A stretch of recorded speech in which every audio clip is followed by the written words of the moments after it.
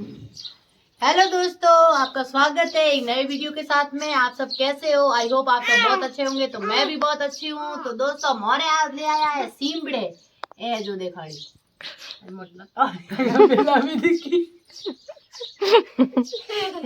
सीमड़े और ए कालिंग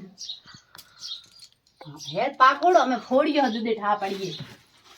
दोस्तों ए है ग्वार फल और हाग एकदम टेस्टी। सीमड़ी देख सको एड़ी होती है।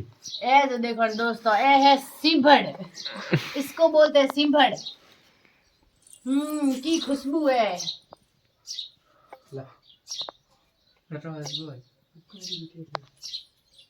ना लटा ये बड़े सिंबड़ियों में लटा हुए तो हुआ ही जे।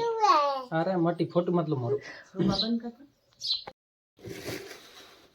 दोस्तों की ये घड़ के मोरे पड़ी हुए काल चुको हमें मोरे है मुखा में आया है सिंबड़ बस द्वारा भेजे हैं।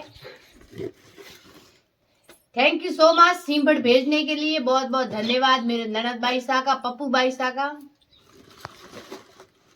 तो दोस्तों ये है सिमड़े हम घड़े एडे हारे काटी बस पासे घाटी। ये मत छो है कि थे ब्लॉग देखो, लाइक करो, सब्सक्राइब करो और घड़ा मस्त मस्त कमेंट करो कि बाय बाय।